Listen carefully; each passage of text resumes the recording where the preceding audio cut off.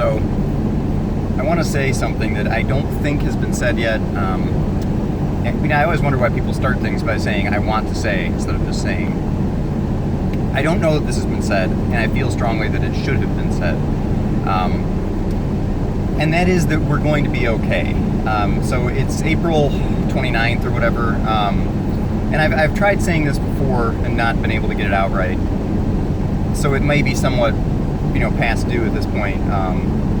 We're going to be okay. And I think a good leader, and I want to avoid politics, I really do. Not because avoiding politics is actually important in itself, but because the message doesn't matter.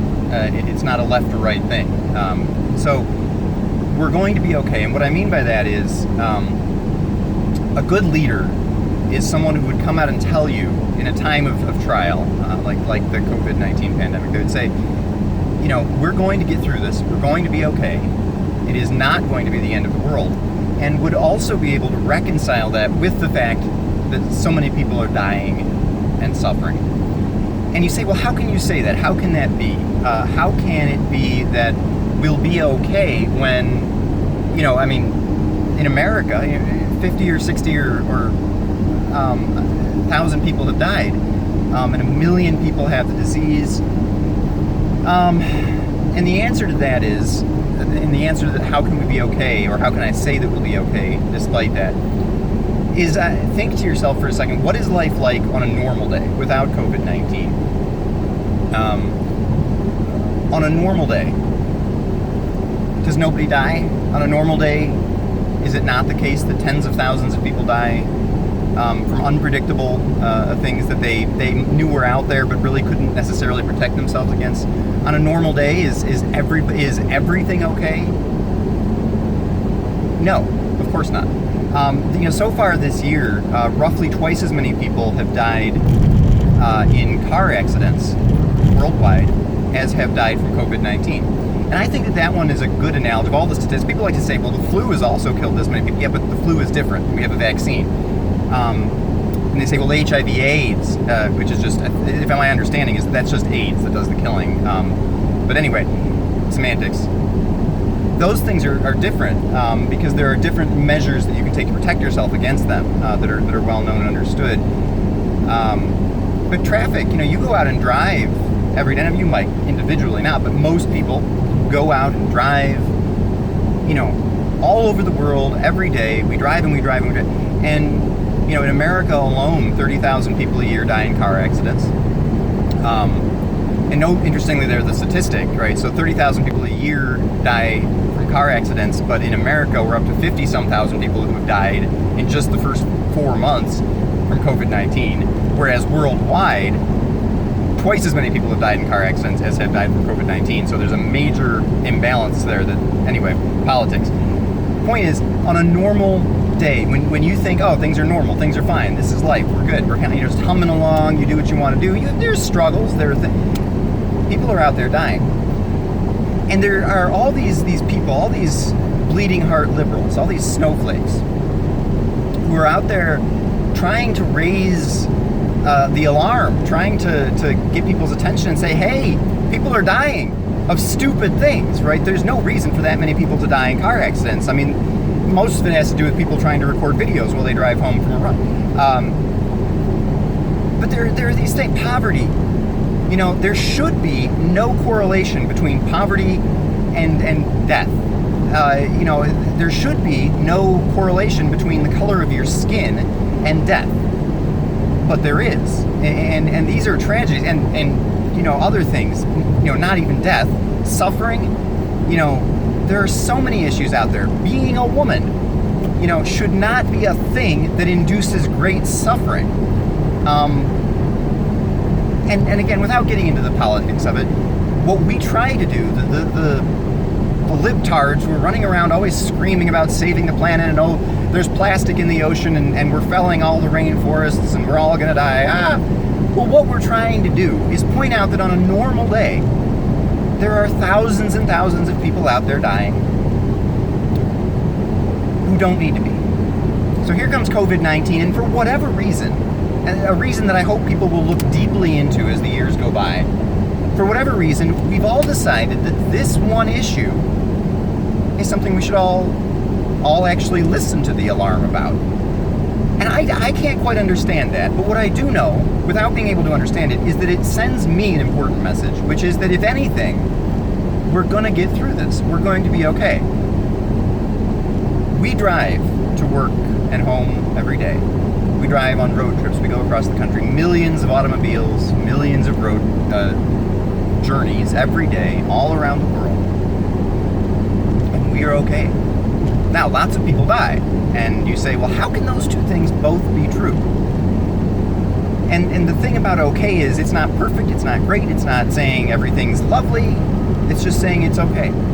We're gonna muddle through. And you say, well, tell that to the person whose husband or daughter got killed in a car accident or got killed by COVID-19.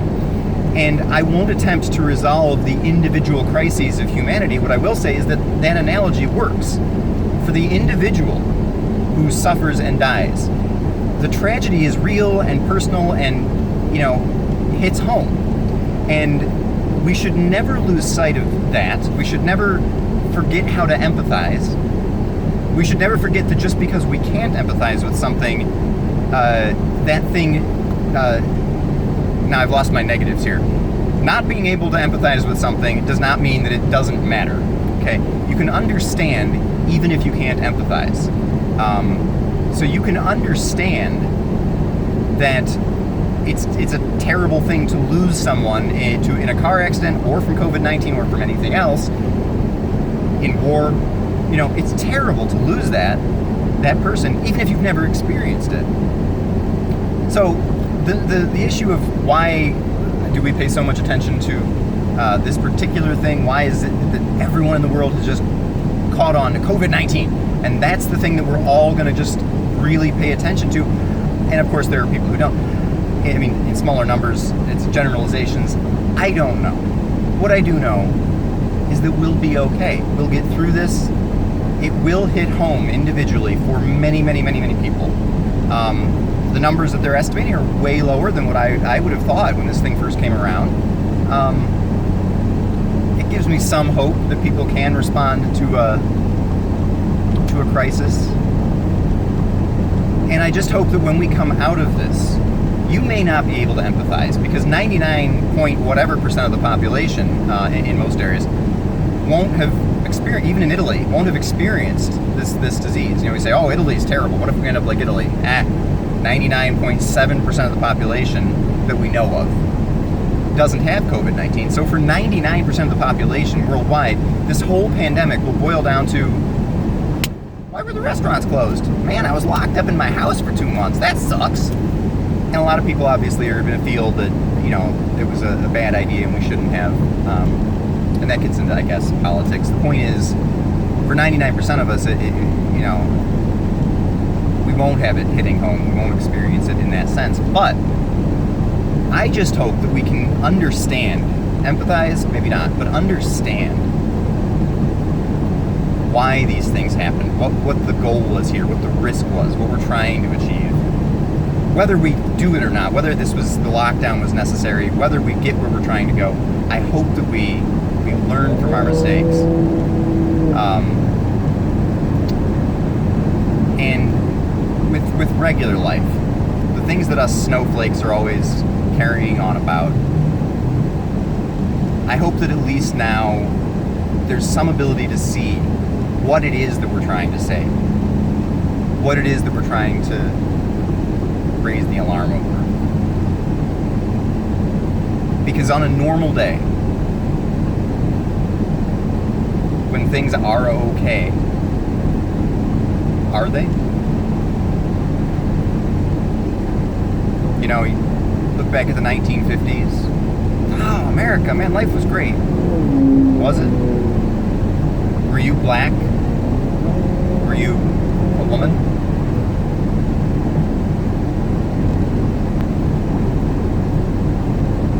We'll be okay. There's always room for improvement. There's always room for progress. There's always room to get better.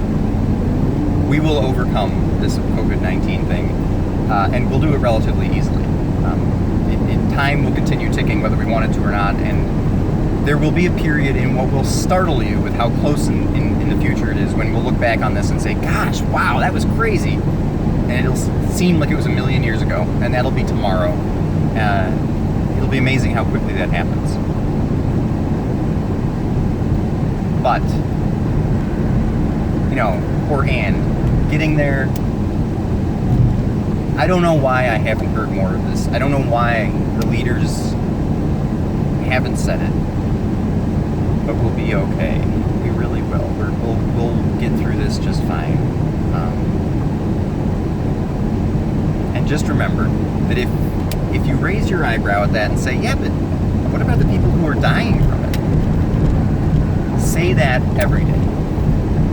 Say that every day about all the things that are causing people strife and grief and suffering in the world. And understand that okay, that normal is a condition in which there's tremendous room to make the world better. And I hope we can learn that from this. I don't know if we will or not. People learn slowly. But at the very least, I know that we'll come through this on the other side, and we'll be just fine. The only caveat to that is if you individually are someone who is directly negatively impacted by the COVID-19 pandemic, and in a secondary sense, that is childcare or ability to get food or whatever. I know many people who posted on Facebook, including myself, and other outlets, saying, hey, let me know, holler out, reach out, we'll scream, we'll go out and get food for you, we'll do what we can, to look after your kids while you go to the store or whatever, There are people out there who've shown lots of goodwill and good intention in these trying times. And if you really need that help, reach out and scream. And the people who are out there saying that they'll help will hopefully hear you. We'll try anyway. Because us bleeding heart liberals, us libtards, we really do care. And I can't empathize with many of the problems that people are having right now, because I don't have kids, for example. But I can understand. And I'm willing to help, and I want to help. And I know a lot of other people do too, even if it's at our own expense. I guess that's about it. Rambled long enough. Context-wise, I suppose there is some justification if anyone's wondering. The stay-at-home orders are in effect because I live near downtown Atlanta.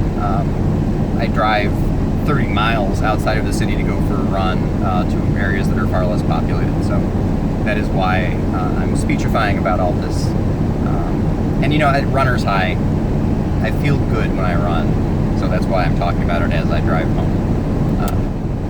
So we'll be okay.